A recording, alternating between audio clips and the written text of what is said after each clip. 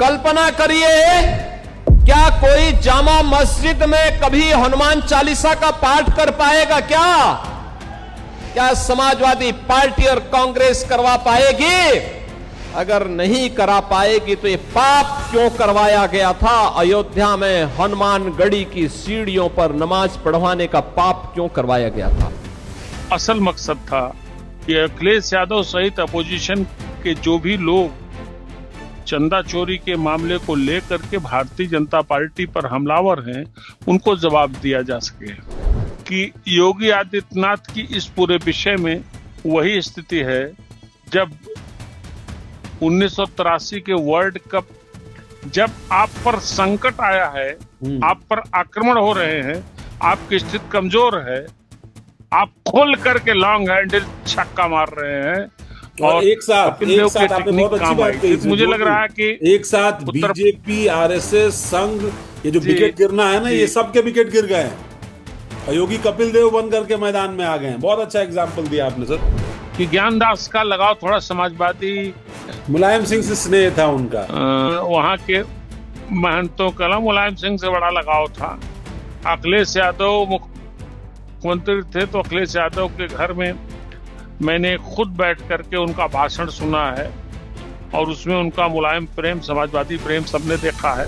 यानी राम जन्मभूमि को लेकर के जो विवाद है उसका कोई सम्यक समाधान निकाला जाए, तो वो हिंदुओं को भी खुश कर रहे थे, मुस्लिमों को भी खुश कर रहे थे। उसी वजह से उन्होंने वहाँ एक इफ्तार पार्टी रखी, तो वहाँ उन्होंने एक इफ्तार का कार्यक्रम रखा। और आप जानते हैं जब इफ्तार होता है, रोजा इफ्तार होता है, तो वहाँ नमाज भी पढ़ी जाती है। कहीं भी रोजा इफ्तार हो वहाँ नमाज भी पढ़ी जाती है। तो रोजा इफ्तार हुआ, उसके बाद वहाँ नमाज भी पढ़ी गई। अखिलेश यादव 2027 से पहले एक सॉफ्ट हिंदुत्व को, या जो बड़ा बहुसंख्यक वर्ग है उसको अपनी ओर आकर्षित करने के लिए एक सॉफ्ट हिंदुत्व का अपना चेहरा जो है वो सामने रखने की कोशिश कर रहे हैं। निश्चित नहीं है। देखिए एक बात जान लीजिए, अखिलेश यादव की न्यूनतम आवश्यकता है। जिस मुद्दे पर हम चर्चा करने जा रहे हैं वो मुद्दा उत्तर प्रदेश की राजनीति से जुड़ा हुआ है। अखिलेश यादव सॉफ्ट हिंदुत्व को आगे कर रहे हैं, तो योगी आदित्यनाथ अपने हार्डकोर हिंदुत्व एजेंडे को सामने रखने की कोशिश कर रहे हैं। एक दूसरे पर जमकर हमले हो रहे हैं राजनीतिक तौर पर। और आज जब योगी बीकापुर में अयोध्या के थे तो वहां पर उन्होंने एक 2003 के संदर्भ को उल्लेखित किया और उस संदर्भ के आधार पर समाजवादी पार्टी पर हमला बोल दिया। उस संदर्भ का भी विश्लेषण करेंगे। मेरे साथ देश के जाने माने पत्रकार हेमंत तिवारी जी मौजूद हैं। हेमंत जी से चर्चा शुरू करता हूं। हेमंत जी, ये जो घटनाक्रम रहा, इसका जिक्र अयोध्या में क्यों करना पड़ा योगी जी को? मौका तो था डेवलपमेंट से जुड़ी तमाम स्कीम्स की लॉन्चिंग और उनके शिलान्यास का, लेकिन असल मकसद था कि अखिलेश यादव सहित अपोजिशन के जो भी लोग चंदा चोरी के मामले को लेकर के भारतीय जनता पार्टी पर हमलावर हैं, उनको जवाब दिया जा सके। आपने देखा होगा कि इस इशू पर जहां भारतीय जनता पार्टी थोड़ा बैकफुट पर है, मुख्यमंत्री योगी आदित्यनाथ का एक अलग अप्रोच है। वो उनका बड़ा ऑफेंसिव डिफेंस है। मतलब अच्छा, वो विषय का बचाव तो कर रहे हैं, लेकिन वो आक्रामक भी हैं और उसको कहीं न कहीं से अपोजिशन को लेकर के वो सीधे सीधे अटैक कर रहे हैं। आप पिछले 10 दिनों से उनके भाषण सुनिए, अलग अलग जिलों में जा रहे हैं, अलग अलग परियोजनाओं का लोकार्पण और शिलान्यास कर रहे हैं, लेकिन ये विषय कहीं भूल नहीं रहे हैं। ना, हर दिन एक पंचलाइन दे रहे हैं। अगर वो इन्हीं विषयों को लेकर के वो अटैक कर रहे हैं, मतलब जहां बचाव का मामला है, जहां डिफेंस का मामला है, वहां एकदम बाकी बीजेपी की तरह वो इस मामले तो कर रहे हैं, लेकिन ऑफेंसिव इलाके बाकी बीजेपी की तरह इस मामले पर बैकफुट पर नहीं है, वो फ्रंट फुट पर जवाब देने बिल्कुल नहीं है। जैसे अब आप खाली इतना समझिए कि योगी आदित्यनाथ की इस पूरे विषय में वही स्थिति है जब 1983 के वर्ल्ड कप टूर्नामेंट में भारतीय टीम खेल रही थी और जिम्बाब्वे जैसी कमजोर टीम के खिलाफ उसके 17 रन पे 5 विकेट गिर विकेट गए गिर थे। गए। ऐसे में कप्तान कपिल देव ने क्या खेला है पूरी दुनिया को याद है, कभी दुनिया भूलेगी नहीं। हम्म मतलब जब आप पर संकट आया है, हम्म आप पर आक्रमण हो रहे हैं, आपकी स्थिति कमजोर है, आप खोल करके लॉन्ग हैंडल छक्का मार रहे हैं और और कपिल एक देव की साथ आपने टेक्निक बहुत अच्छी काम बात आई कही थी। तो इसमें मुझे लग जोगी, रहा है कि एक साथ उत्तर बीजेपी, आरएसएस, संघ, ये जो जी विकेट गिरना है ना, जी ये सबके विकेट गिर गए हैं और योगी कपिल देव बन करके मैदान में आ गए हैं। बहुत अच्छा एग्जाम्पल दिया आपने सर। जी। विकेट गिर चुके हैं और कपिल देव मैदान पर हैं। कपिल देव ने 175, उस जमाने में आप कल्पना नहीं कर सकते हैं, 70 रन पे 5 विकेट गिर चुके हैं और कपिल देव 175 की पारी खेलते हैं। तो वो स्टाइल वही है। अब हम्म मुख्यमंत्री योगी आदित्यनाथ ने जो शैली अपनाई है, हम्म इसकी परिणति कहां तक पहुंचती है ये तो आने वाला समय ही बताएगा। लेकिन फिर इस पूरे वक्त में जब भाजपा और उसके खेमे में माहौल सर्द है, तो योगी आदित्यनाथ एक गर्म मिजाजी के साथ मैदान पर है और अपोजिशन पर सीधे अटैक कर रहे हैं। और इसी अटैक का एक बड़ा केंद्र अयोध्या बना, जहां आज उन्होंने ये सारी बातें कही। और आपने जिक्र कर ही दिया, ये 2003 का मामला है। और 2003 में हनुमानगढ़ी के महंत, एक लहरिया उनकी वो शाखा है, उसके महंत ज्ञान हैं, देव। मुख्य महंत ज्ञानदास। ज्ञानदास के बारे में बता दूं, ज्ञानदास के बारे में ये कहा जाता है, माना जाता और है भी, कि ज्ञानदास का लगाव थोड़ा समाजवादी मुलायम सिंह से स्नेह था उनका। वहां के महंतों का मुलायम सिंह से बड़ा लगाव था। अखिलेश यादव मुख्यमंत्री थे तो अखिलेश यादव के घर में मैंने खुद बैठ करके उनका भाषण सुना है और उसमें उनका मुलायम प्रेम, समाजवादी प्रेम सबने देखा है। लेकिन आप ये बात देखिए कि जो घटनाक्रम है, हम्म ये जो घटनाक्रम है वो 2003 का है। हम्म ज्ञानदास उस वक्त कोशिश कर रहे थे कि जो राम मंदिर यानी राम जन्मभूमि को लेकर के जो विवाद है, उसका कोई सम्यक समाधान निकाला जाए। तो वो हिंदुओं को भी खुश कर रहे थे, मुस्लिमों को भी खुश कर रहे थे। उसी वजह से उन्होंने वहां एक इफ्तार पार्टी रखी थी। दरअसल जो ज्ञानदास का आवास है, मैं तो वहां गया हूं, उनको वो मिला ठीक भी हूं। ठीक हनुमानगढ़ी के बगल ये में। उसी परिसर में, हनुमानगढ़ी परिसर में ही, हम्म एकदम बगल में ही सटा हुआ है। जी जी। हालांकि देखा है हनुमानगढ़ी का हिस्सा नहीं है, लेकिन परिसर वही है। हाँ, वो जब ऊपर की उसी तरफ में जाते रहते हैं हैं, मैं उसी उनसे रास्ते मिला में। भी हूं, गया हूं, उनको प्रणाम भी किया है। जी जी जी। जी उसी रास्ते, जी बिल्कुल सही आपने कहा। तो वहां उन्होंने इफ्तार का कार्यक्रम रखा। और आप जानते हैं, जब इफ्तार होता है, रोजा इफ्तार होता है, तो वहां नमाज भी पढ़ी जाती है। कहीं भी रोजा इफ्तार हो, वहां नमाज भी पढ़ी जाती है। तो रोजा इफ्तार हुआ, उसके बाद वहां नमाज भी पढ़ी गई। तो ये कहने को हो गया कि हनुमानगढ़ी के दरवाजे पर, दरवाजा है भी वो, बगल का दरवाजा ही है हाँ, वो वो स्थान, उसको वही आप, रास्ता था पहले। हाँ उसको जो दरवाजा ही प्रमुख नहीं। लोग जाते हैं उसी बगल से तो हो करके जाते हैं, हम्म। उसको दरवाजा ही कह सकते हैं। तो ये घटना तो हुई थी। हम्म और इसी नमाज पढ़ने की घटना को आज मुख्यमंत्री योगी आदित्यनाथ ने उद्धृत किया। उन्होंने कहा, पोजीशन देखे वो क्या करते थे, हम्म उन्होंने क्या किया है। उन्होंने कह दिया कि या हनुमान जी और के उनके भाषणों को मंदिर आप में, देखिए। हनुमानगढ़ी में नमाज अखिल पढ़वा। बिल्कुल बिल्कुल। तो उन्होंने भी इस वक्त जो है, वही जो मैंने एक शब्द कहा कि ऑफेंसिव डिफेंस कर रहे हैं, बजाय इसके कि वो सफाई दें कि वहां क्या हुआ क्या नहीं हुआ, हम क्या कर रहे हैं, वो सीधे सीधे उन्होंने अटैक कर। एक शुरुआती बात बोली थी कि हम दूध का दूध, पानी का पानी करेंगे, इस विषय पे बोला था।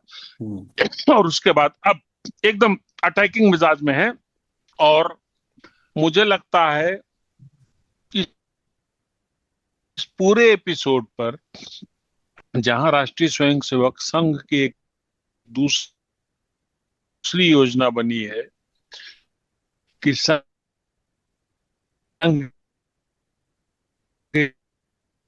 के कार्यकर्ता, वर्कर हैं, ये जनता कर्मचारियों ने, कुछ लोगों ने वहां गलत किया और ऐसा है वैसा है जो उनको समझ में आएगा, कन्विंस करने की कोशिश करेंगे पब्लिक के बीच में, ताकि एक जो पॉलिटिकल डैमेज की आशंका है उसको कम किया जा सके या उसको खत्म किया जा सकता है। और संघ की स्टाइल आप जानते हैं, संघ इसी तरीके से पब्लिक के बीच में जा करके चीजों को, उनको मानसिक रूप से, वैचारिक रूप से उनको उनको दुरुस्त करता है, उनको अपनी बात उनके सामने ले जाता है, अपनी बात मुझे ये बताइए सर, कन्विंस कराता है।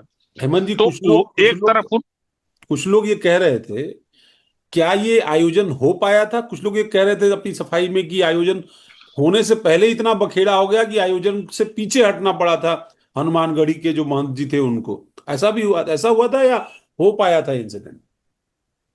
को लेकर विवाद था, लेकिन वो आयोजन हुआ था। जी। वो आयोजन हुआ था, लेकिन फिर आगे वो कभी नहीं आयोजन हो हुआ पाया। था फिर आगे कभी नहीं हो पाया और बड़ा बड़ा विवाद हुआ। आगे कभी नहीं हो पाया, संभव ही नहीं। अगर आगे होता तो अयोध्या के लोग वहां उतर जाते जमीन पर। बताया था, वो ये बताया था। और जो ये विवाद चल रहा है बरसों से राम जन्मभूमि को लेकर के, हिंदू और मुस्लिम पक्ष जिस तरीके से मुकदमेबाजी पर आमादा हैं, जिस तरीके से अयोध्या में अशांति की स्थिति, पिछले तो इस सिलसिले में बहुत की गई। और तो और सुप्रीम कोर्ट ने भी एक मौका दिया था कि आप लोग जाइए, दोनों पक्षों में बात कीजिए, कुछ कोई तैयार नहीं हुआ और फिर मामला ऐसे ही लोग ने स्तर पे यही कहा कि हमने कोशिश किया, और इस बात को उन्होंने बिल्कुल जो जैसा था सुप्रीम कोर्ट ने डिसीजन लिया। लेकिन ये जो घटना थी हनुमानगढ़ी वाली, आज उस घटना का रेफरेंस दे करके उसको चैलेंज किया योगी आदित्यनाथ ने। और इससे दो बातें हुई। एक तो अपोजिशन की क्या धारणा है राम के बारे में, अयोध्या के बारे में, ये जनता के बीच में ले जाना। दूसरी बात कि अपोजिशन किस स्तर तक जा सकता है, किस स्तर तक लोगों को इनकरेज कर सकता है इस तरह के काम में। तीसरी और महत्वपूर्ण बात,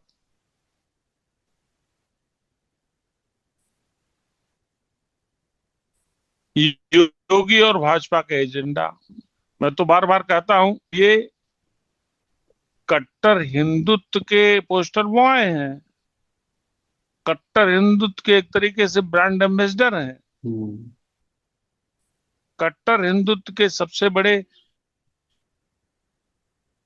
चेहरे नहीं, पर बन गए हैं योगी आदित्यनाथ। भारतीय जनता पार्टी का हो, कोई ऐसा अवसर हो, जी नहीं, पर ये जो अखिलेश यादव बताइए। कर रहे हैं, कर रहे हैं, जो उनका जेस्चर है, या पिछले कुछ दिनों से उनकी पॉलिटिक्स अगर आप देखें, वो भी लगातार मंदिर मंदिर जा रहे हैं, उनका परिवार लगातार मंदिरों में जा रहा है, उनकी बेटियां, उनके बच्चे, उनके बेटे। अभी आपको तस्वीरें आई होंगी बनारस से, वहां पर काशी विश्वनाथ में दर्शन करते हुए, वृंदावन में दर्शन करते हुए, गंगा घाट पर आरती में भाग लेते हुए। इस तरह की तस्वीरें पहले तो नहीं वायरल होती थी, पर अब वायरल भी हो रही। साथ साथ अखिलेश यादव का जेस्चर देखिए आप, अभी बड़े मंगल के भंडारों में भी हर मंगलवार को उपस्थित रहते थे। वो गले में लाल रंग की चुनरी भी लगा करके कई बार दिखाई पड़ते हैं। अब वो शंकराचार्य जी जब लखनऊ में आए तो उनके पास भी पहुंच गए, और उन्होंने उनके उस विचार से कि भाई गौ माता को लेकर के राष्ट्र माता मानने का जो विचार है उनका, उससे भी अपनी सहमति जता दी। और भी कई सारा जो उनका हिंदुत्व का एजेंडा है शंकराचार्य जी का, उसको भी उन्होंने सहमति दी, उनके विचार को लगातार सहमति दे रहे हैं। तो एक जो सॉफ्ट हिंदुत्व वाली बात हम कहते हैं कि अखिलेश यादव 2027 से पहले एक सॉफ्ट हिंदुत्व को, या जो बड़ा बहुसंख्यक वर्ग है उसको अपनी ओर आकर्षित करने के लिए एक सॉफ्ट हिंदुत्व का अपना चेहरा जो है वो सामने रखने की कोशिश कर रहे हैं। पर क्या वो एक जो कोशिश है वो पीडीए में उस अतिरिक्त वोट का एडिशन कर पाएंगे जो 2027 में उनको लखनऊ की गद्दी तक बिठा पहुंचाएगा, या फिर ये बाउंस बैक कर सकता है? क्योंकि जो पिच है धर्म वाली वो दरअसल बीजेपी की पिच है।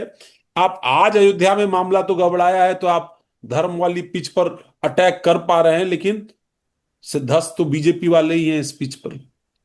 और ऐसा तो नहीं कि ये कोई पॉलिटिकल ट्रैप है, आप अंत में उसी धर्म पर जाते जाते जाएंगे और वहां पर बिल ट्रैप में फंस जाएंगे।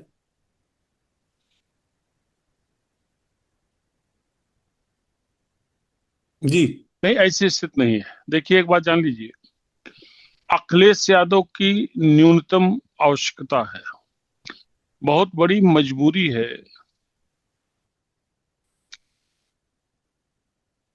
कि वो सॉफ्ट हिंदुत्व पर चले, तो समझना जरूरी है। हम्म, अखिलेश यादव समझ चुके हैं कि उनको जो परंपरागत वोट मिलते रहे हैं, जी। अगर 2024 के परिणामों को छोड़ दें तो उनको जो वोट मिलते रहे वो गद्दी के लिए ना काफी है, वो पर्याप्त नहीं है। हम्म। मैं आपसे कई बार कह चुका हूं, और ये मेरा अपना तजर्बा है, कि अगर आपको सत्ता हासिल करना है उत्तर प्रदेश में, तो आपको जो अपर कास्ट के वोट हैं, यानी हिंदुओं के जो वोट हैं, वो आपको अच्छी खासी संख्या में लेने होंगे, वरना आप सत्ता में नहीं आ सकते हैं। बिना अपर कास्ट को कोई भी सत्ता में सीधे तौर पर नहीं आया है। मायावती भी पहली बार अपने दम पे तब सत्ता में आई जब उनको ब्राह्मणों का बड़ा साथ मिला। कांग्रेस हमेशा सत्ता में तब आती थी जब उसको अपर कास्ट, ब्राह्मण, दलित, मुसलमान का हुआ करता था। लेकिन हाल के सालों में, यानी मंडल कमंडल की राजनीति शुरू होने के बाद, क्षेत्रीय छत्रपों के उत्तर प्रदेश में बड़े उभार के बाद, अब इसके लिए अखिलेश यादव यहाँ गलत कदम नहीं उठा रहे हैं। अखिलेश यादव जानते हैं कि वो जो अकलियत के वोट है, यानी अल्पसंख्यकों को वोट है, वोट और कहीं जाने वाले नहीं है। मुसलमानों का उत्तर प्रदेश जैसे राज्य में अखिलेश यादव से बड़ा कोई विकल्प नहीं है। कांग्रेस की भी बहुत हैसियत नहीं है, पैन इंडिया तो मुसलमान उनके साथ है, लेकिन उत्तर प्रदेश में असेंबली इलेक्शन में मुसलमान अखिलेश यादव के साथ है, तो मुसलमान के पास और कोई ऑप्शन बचा नहीं है। थोड़ा डेंट या एमआईएम या इस तरीके के लोग लगा सकते हैं, लेकिन उससे कोई खास फर्क नहीं पड़ेगा। ऐसे में उनके लिए आवश्यकता इस बात की है कि ये जो ब्राह्मण क्षत्रिय हैं या और जो हिंदू जातियां हैं, उनमें कैसे अपना प्रवेश सुनिश्चित करें, उनका वोट कैसे और लें। तो उसके लिए मंदिर जाने से बेहतर कोई तरीका है नहीं, लेकिन यहीं फंस जाते हैं। क्योंकि जब राम मंदिर की बात होती है तो भारतीय जनता पार्टी और अपोजिशन, या छोड़ दीजिए, अखिलेश यादव के पुराने दोस्तों प्रकाश राजभर यही तो बार बार कहते हैं कि राम मंदिर के दर्शन कब करेंगे अखिलेश यादव। अक्सर यही सवाल अपोजिशन करता है, भाजपा के बड़े नेता करते हैं कि आखिर अखिलेश यादव राम मंदिर के दर्शन क्यों नहीं कर रहे हैं। तो इन परिस्थितियों में जितना संभव अखिलेश यादव देखा, और वो इस बात को लोगों में एक संदेश देना चाहते हैं कि वो हिंदू हैं, हिंदू धर्म के जो रीति रिवाज है उसका पालन करते हैं, उसी तरीके से रहते हैं। ठीक बात है, उनके मरहूम पिताजी मुलायम सिंह यादव को मौलाना मुलायम, मुल्ला मुलायम कहा जाता था, और आज भी मुसलमानों का सबसे बड़ा ट्रस्ट पॉलिटिकली कहीं है तो अखिलेश यादव में, समाजवादी पार्टी में है। आप देखिए, अखिलेश यादव किसी कार्यक्रम में जाए, मुस्लिम दीवानगी की हद तक उनकी ओर बढ़ता बढ़ता है। तो उससे तो कुछ फाइनली हासिल होने वाला नहीं है ना। मुसलमानों को तो लगातार वो ले रहे हैं 2017 से लेकर के 17, 19, 22, 24 में थोड़ा फलित हुआ है। तो ऐसे में वो जब तक वे नहीं करेंगे, जो अधिसंख्यक है समाज उत्तर प्रदेश में, देश में हिंदू वर्ग जो है, वहां नहीं करेंगे तो कहाँ स्टैंड कर पाएंगे। तो पॉलिटिकली तो उनका अच्छा है। नहीं, पर ये जो शंकराचार्य जी की यात्रा है, इससे उनको है। राजनीतिक लाभ मिलेगा क्या अखिलेश जी को? जिस तरह उनका काडर सपोर्ट कर रहा है, जहां जहां लेकिन जा रहे हैं शंकराचार्य जी, उनके नेता, उनकी वहां पार्टी भी के लोग। कहीं न कहीं वाला अयोध्या,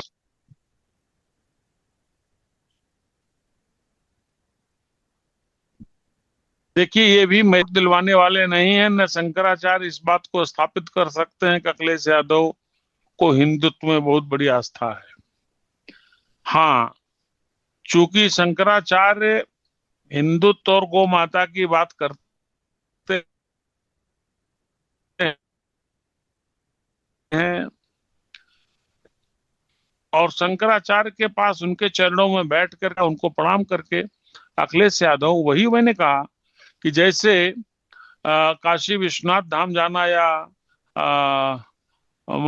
वृंदावन जी या कहीं और बांके जाना। बिहारी लाल जी के धाम जाना वृंदावन, वैसे ही ये शंकराचार्य मुक्तेश्वरानंद जी के चरणों में जाना, ये भी एक तरीके के मैसेजिंग है। Political messaging. श्रद्धा तो अलग विषय है, श्रद्धा कोई बहुत ज्यादा एक पॉलिटिकल मैसेजिंग है, और पॉलिटिकल मैसेजिंग उनके लिए जरूरी है। बिना हिंदुओं में एक बड़ा संदेश दिए उनका बेड़ा नहीं पार होने वाला, क्योंकि उनको पता है कि वो एक बहुत बड़े जहाज से लड़ रहे हैं। भारतीय जनता पार्टी राजनीति का बहुत बड़ा जहाज है, कभी कभी डगमगा जाता है। 2024 में वो चुनाव जो लड़ने का तेज लहरें कौशल। उसके खिलाफ थी, उसमें भारतीय जनता पार्टी का जहाज डगमगाया था। सब कुछ उनके पास है, बहुत बड़ा पैराफर्नेलिया है, वर्कर्स की बहुत बड़ी फोर्स है, साधन संसाधन बहुत बड़े हैं, अखिलेश यादव से 50 गुना ज्यादा बड़े हैं। और चुनाव जब होगा, अखिलेश यादव को भी पता से ले और तैयारी चल रही है। और इसीलिए आपने देखा होगा, क्या आपने कहीं महसूस किया कि भारतीय जनता पार्टी 2024 के परिणामों से आज की तिथि में कहीं आहत है? मुझे तो कहीं नहीं लगता। कहीं लगता ही नहीं कि उनको बहुत ज्यादा कोई चोट पहुंची है। उनको लगता है कि फ्लूक था, हो गया। अरे सर, अगर चोट और नहीं पहुंची होती कॉन्फिडेंस तो लेवल ये पीडीए ठीक है। पीडीए क्यों कर रहे होते? ये पंकज चौधरी को क्यों लाते? ये सर संगठन में जो है पीडीए क्यों कर रहे होते? सरकार में पीडीए का नैरेटिव क्यों दिखा रहे होते, अगर उनको फर्क नहीं पड़ता तो? ओहो, मैं मेरी बात को आप दूसरे दृष्टि से आपने समझ लिया। मैं कह रहा हूं आज की तारीख, आज की तिथि आप ये में कह रहे हैं कि मैं ओवर कॉन्फिडेंट है, वो अपनी जीत के लिए वो आश्वस्त है, और वो अपनी मशीनरी के, अपने तारीख इलेक्शन जुलाई लड़ने के 10, कौशल पर। 2026 की बात कर रहा हूं। जी जी। हाँ, बिल्कुल बिल्कुल।